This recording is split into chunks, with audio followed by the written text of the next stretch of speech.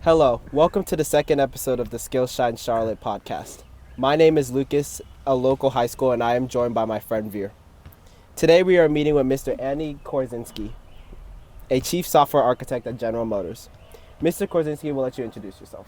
Hi, I'm Andy Korczynski. Nice to meet you. Like Lucas said, I'm a chief architect at General Motors, and there's a bee that's attacking me over here. So it's the season. Now that we know a little bit more about you, do you mind elaborating what your profession entails?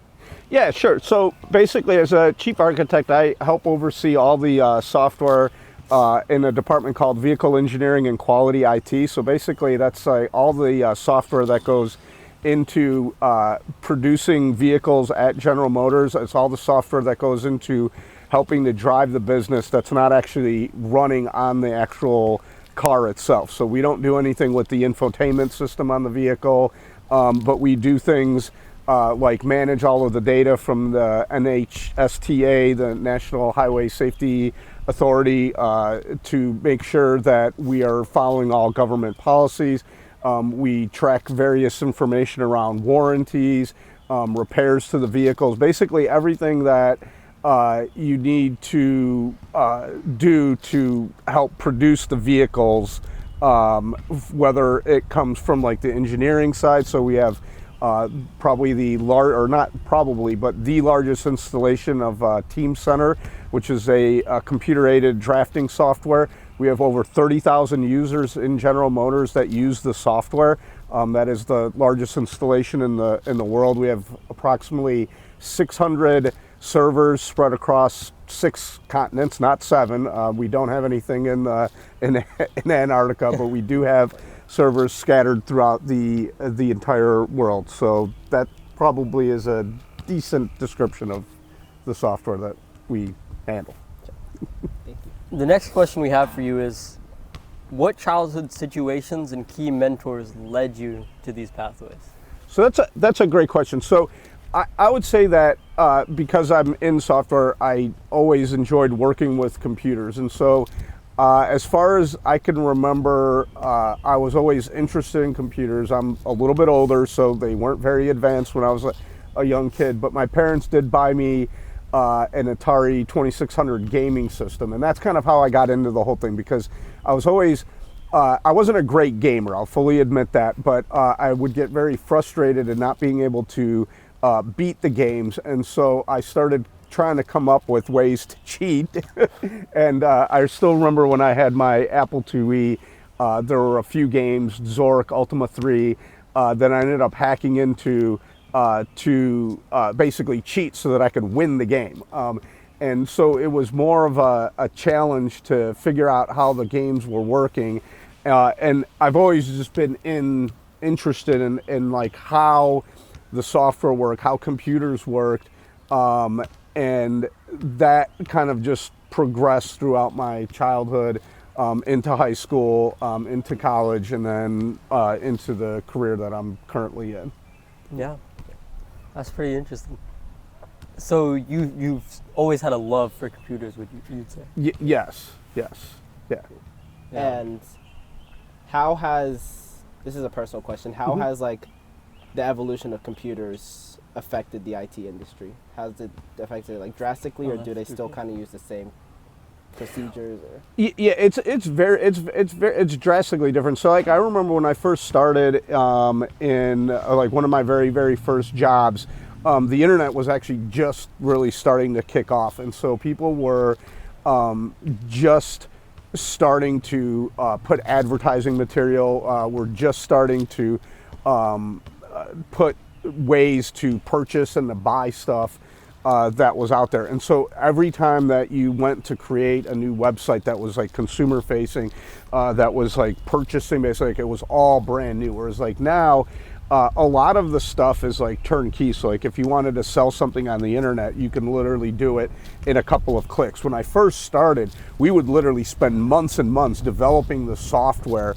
customized software for companies to be able to sell a widget online somewhere. Whereas like now, that's not even a thing anymore, right? Like if you want to sell something, there's pre-done software that already like does that. Yeah. And so the progression has basically been, and it's like with any kind of other technology, like architecture, like building or anything like that, where, you know, the basic building blocks have been done so many times that we've figured out all of those things, and it's really easy. So you're really kind of, now when you're going into the industry, you're kind of standing on the shoulder of giants in a sense, because you're coming in and there's already the base level of technology, functionality, and software there that didn't exist when I first started in it. I mean, I remember getting my first email address like when I think I was like either a junior or a senior in college, and at that point,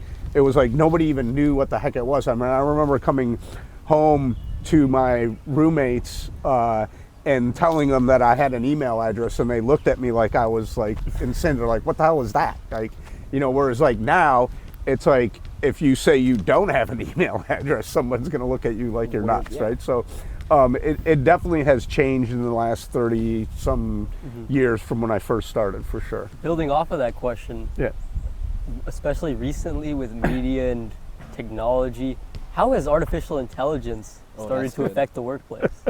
Well, there's an insane amount of hype out there, and you know, it's interesting. It is definitely affecting it. I think that there are some very useful aspects of it. I think that people need to be a little careful in terms of what it can do, what it can't do, and be a little bit more educated. Not to get into the weeds of things, but the vast majority of AI that's out there right now, I wouldn't really call it artificial intelligence. I would call it extremely well-crafted mathematical, statistical analysis of a ton of data. So there's, you know, the vast majority of models that are out there right now are LLMs, or large language models.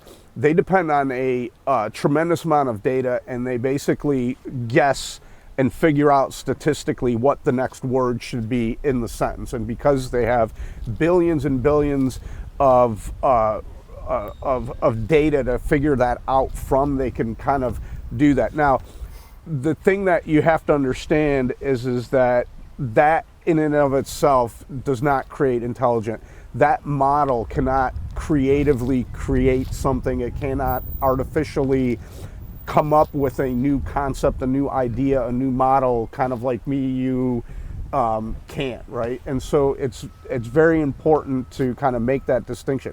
Now, on the flip side, you know, especially when you have a ton of data, though, these models can be extremely innovative and important. So if you, like, say, for example, in like the automotive industry, you wanted to get an idea of like where your common failure points are in vehicles, like it would be very difficult for a human to try to figure all of that out. But given 30 years of history on vehicle maintenance and vehicle warranty issues and stuff like that, we can train a model to identify, you know, where potential failure points could be in future vehicles, and then work towards shoring up that part, or making sure that we don't have failures in that area. So it definitely has its uses, and I think you're going to see a lot more of it in the future. But I think people need to understand that what it's really good at is it's a statistical analysis, essentially,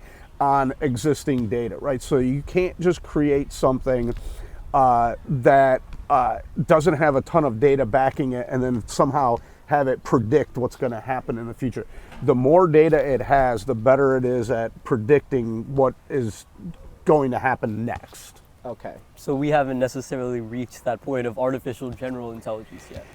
No, and I think that we're, you know, and this will be debated. Personally, I don't think that we're anywhere near that level. You will hear a lot of hype from a lot of different companies that are working on it because they're trying to sell. But from like a computational standpoint, we are still very, very, very far. If you actually do a little bit of reading and look into you know, people that actually have PhDs that are doing this and are not having a financial backward, not having any kind of financial gain in the whole system, almost all of them unequivocally agree that we are very, very far from having any kind of true artificial intelligence. So they're just calling it that just to get people excited. Yes. There's definitely a ton of hype around it. It's very similar to like how the internet was like 15, 20 years ago. AI is like the new next thing in computing, and so everybody's jumping on it. Like a few years back, we had data mining, and then that kind of grew. And that was going to solve all the world's problems, and like now that is kind of fallen off, and the new big thing is AI. Well, thank you for saying that. The difference I would have never known. Yeah. So essentially these jobs are, a lot of people that are worried about how their jobs can be taken through AI. Is you're saying that you still need the coders there. You need the software engineers there because it's not at that level where it can do the job itself. Yes, and the best way to describe that, and I can't remember who wrote that. It might have been Grady Booch, who's a very famous computer scientist. I believe he works at IBM. We've always had RAD tools, which is rapid application development tools. Like even when I first started, there were tools from like Delphi, Border, something or other. And throughout my 30-plus year history in computer science, every year there's the tool that's going to put the developer out of a job. There's that tool that anybody's going to be able to come in there and just say, I want an application that does this, and then this application will write it and make it happen. And in the 30 years that I've been doing this, every one of those has failed because essentially you still need somebody that understands the technology that can tell the software how to operate, right? And that is a computer scientist, right? So the code that I wrote 30 years ago is very different from the code that I wrote today. I could do things now in 2 or 3 seconds that would literally take me days 30 years ago to write, right?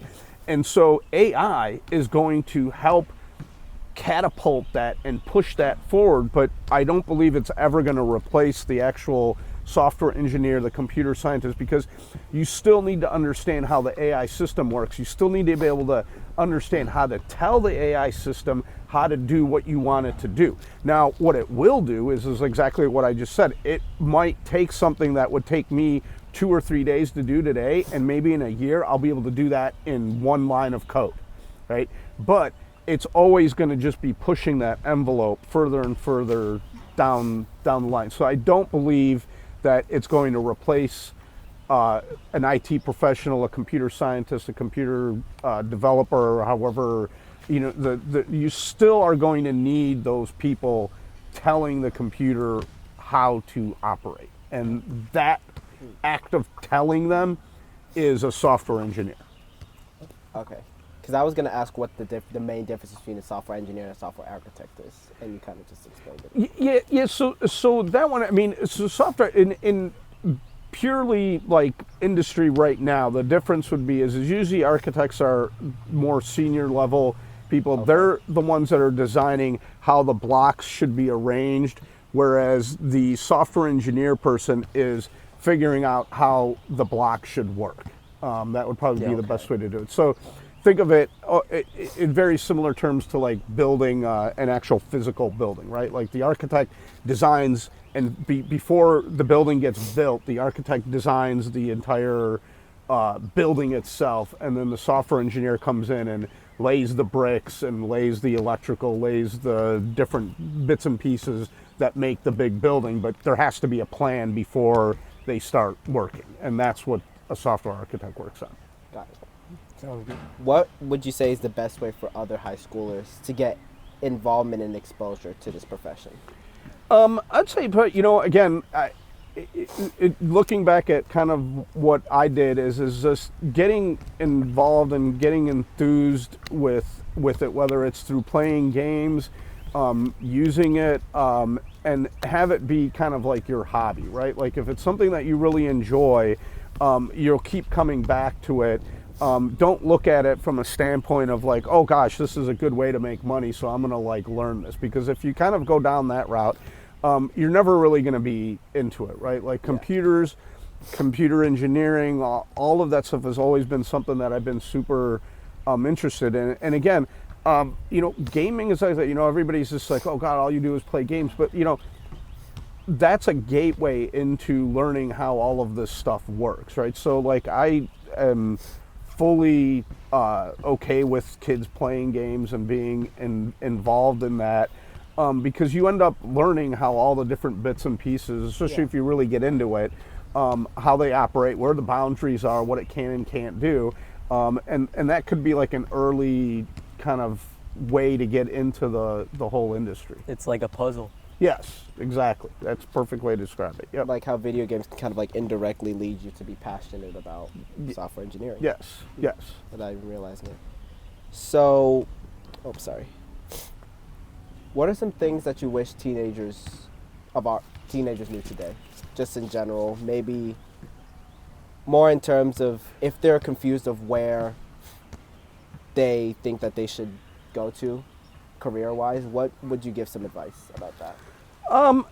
Probably like, obviously I think a lot of people go straight to the internet to get information. I would suggest, doing something like what you guys are doing right here, right? Like talk to some people that have been doing it, talk to some industry experts. I mean, I think what you guys have set up here is awesome, and I think you guys are going down the correct path. Is like, talk to some people that have been doing it for a really long time, right? Like we might not be up to date with the latest and greatest on the gadgets and stuff, but when I was your age, I was on the tippy top of like knowing this and that when it came to computers, and I wish that I would have had somebody that was more of an elder, like statesman type person that could tell me a little bit more about how the industry maybe started back like in the 60s or the 50s, right?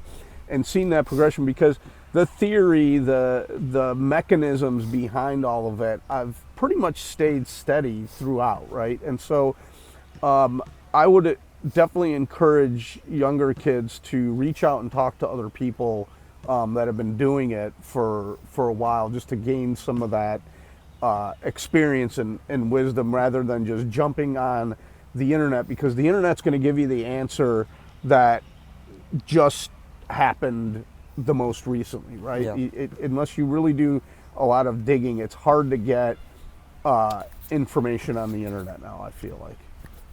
Yeah, because there's so much out there. Yes. So I actually had a question about that. How do you find truth within this information, because there's so much out there? How do you see which is which is false and which is factual? That's a great question, and as you can imagine, like the vast majority of the stuff that's out on the internet, you always have to question is like, okay, why did somebody put this information there? Are they gaining anything financially? Are they gaining anything because they're trying to persuade people? Where is their source of information, right?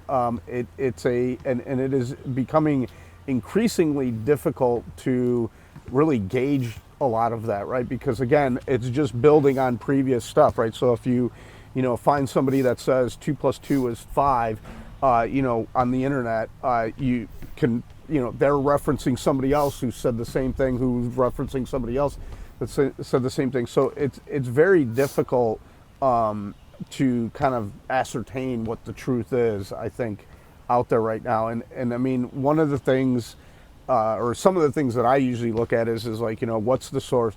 Is there any financial motive or any kind of other motive for them to be saying this bit of information, and just trying to gauge the reputation of the source, but it's definitely not something very easy. The next question we had is, I know we touched on it a little bit, where you mentioned that gaming was a way that helped you and showed your interest, but what led you into the IT industry? Maybe at the college level and at the high school level, how did you drive in that direction? So when in the high school, I really had no idea what I was going to do. I ended up going to college and studying physics.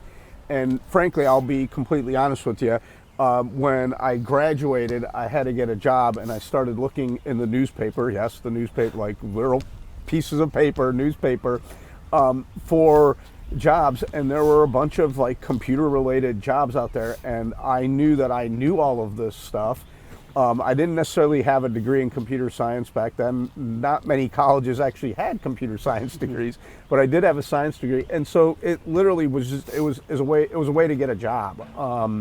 And I had to do something because I had to make money somehow. So that, in full honesty, that's really kind of what drove it. It was something that I knew, and then I started seeing that there were quite a few jobs out there, and I was like, oh, I could do that, and started applying, and eventually somebody gave me a chance, and here I am. You kind of fell into it. That shows definitely for the high schoolers out there listening how your path is not determined by what you choose to study and what you are set on right now. It can always change, and there's so many opportunities out there that they have so much time to figure out. And people should be open to that. They shouldn't be so fixated on one pathway, because you'll never know anything about yourself unless you try different things. Exactly. Yes. Yeah. And I think that's a very important distinction to make, right? It wasn't like I went into college and this is what I was doing. Like high school, no clue what I was going to do. College, pretty much no clue. I mean, I was like focused on like getting decent grades, having a good time, in complete honesty, right? And then I graduated and I was like, wow, I can't just keep asking for money from my parents. I need to do something here. And it was just like, what am I going to do, right? It wasn't a very predetermined path. I didn't know for sure this was the route that I was going to go. But again, it all went back to like, hey, here's this passion of mine, computers and gaming, and how can I turn that into something that I work on so that I'm not like bored. And it just turned out, luckily, that you can make a decent living doing that. So that's kind of how I fell into it. Okay. We've noticed, so we took a look at your LinkedIn, and we noticed that you've been shifting from companies and jobs pretty frequently. So do you mind elaborating on what led to these decisions? Yeah, I mean, again, truthfully, a lot of them were financial decisions, right? So, making more money, advancing in my career.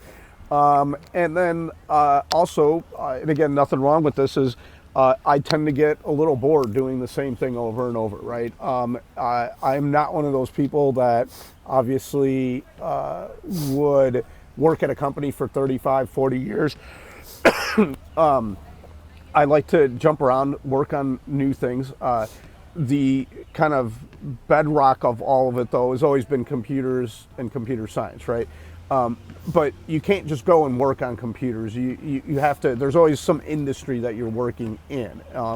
And so I have bounced around different companies and different industries here and there. And a lot of it is just boredom and doing something new. So this is another kind of personal question, but a lot of kids that I know are kind of worried about growing up, going to their 9 to 5, going in just a regular like box office and just work at the computer all day. So would you say that, do you think that if you stayed at one place up until this point, would you be as interested or no? Because I think some variety of where you work is going to help some kids with that worry about just working in an office 9 to 5 for the rest of their life until they die. Yeah. And the thought of going somewhere and working there for 30 years and then retiring just scares me to death. Sounds and like the thing is like, there is absolutely nothing wrong with job hopping. I mean, I've done it. I honestly, I mean, I've now been doing this for 30 some years. I don't think I've ever worked for a company for more than 7 years in my entire career. And I've never had trouble finding another job. Like, the day of, in the 50s and the 60s, I think, the whole concept of like, getting a job at that big corporate company and then working there till the day you die, that's kind of long and gone. you want to be a little bit careful, right? So like, you know, in the last 20 years or so, I have, you know, I mean, I'm in management, so I do hire people, so I look at resumes all of the time. I mean, if somebody is changing jobs every 6 months, that's definitely a red flag when I see that on a resume. But if I see somebody that's 15, 20 years in the industry, and they've been at like 5 or 6 different companies for 2-3 years at a time, that to me actually is more appealing than somebody that has been at company X for 20 years and they're coming in. Because when I look at the person that's been at a job for 2-3 years and they've had 5 of those jobs, to me that person's got more experience. They have been open to, or they've seen how different companies operate from a cultural perspective, from a just job perspective. They're it's almost they're going to be way more experienced. So like, I prefer to hire somebody like that, right? So like, you got to kind of find the fine line of like, okay, don't sit somebody somewhere for 30 years, but also don't quit your job every 3 months and try to find a new one, right? Like, stick around for at least a couple years. Especially those kind of people, I'd imagine that the reason they're switching is because they want a fresh start, not a fresh start, but they want to kind of gain new interests or new opportunities, and they're going to come in with a whole new set of passion, right? They're almost revitalized, because that shows that they left and they knew that they weren't as efficient as they used to be. And they want to now start back up. Yes, and some people will refer that to the it's your honeymoon period, which is about 6 months. When you start a new job, you are super gung-ho, you're super passionate, and then people start to kind of peter out a little bit like after that. Now, you can still keep a very high level of passion, dedication throughout it, but again, I personally, usually after 3 or 4 years, I'm kind of like, okay, I'm done. I need to go do something differently here. So you definitely notice a difference in employees from those who have had lots of exposure versus little to no exposure. Yes, absolutely. Because a lot of times what will happen is when you, and I've done this before, where I've hired somebody that is, you know, 20 years at this company, right? It's like, they are like dead set. This is like how work should be. This is how, you know, I have 3 weeks of vacation. This is the process that we put in time. And it's sometimes very difficult to get those people to change and to crawl out of their like pattern of like working. Whereas like somebody that has been at multiple different companies, they realize that not every company is the same. And so they're more adept at change, and they're more adept at being able to deal with things differently. Whereas like, you know, somebody that's been at one place forever, it's just, you know, it's the whole adage of like, well, this is how we've always done it. Why would we change this, right? And then when you get in that mindset, it's hard to progress and to advance in my eyes. Yeah, open-mindedness is it's a pretty necessary quality to have no matter where you go. It's going to help you with every pathway. Yep. And with that, I think we'll wrap it up there. We'll let you get to your mountain bike racing. Yeah, no, that was awesome. I really enjoyed talking to you guys. This was great, man. Thank you for your time. Thank you for your time. It was great.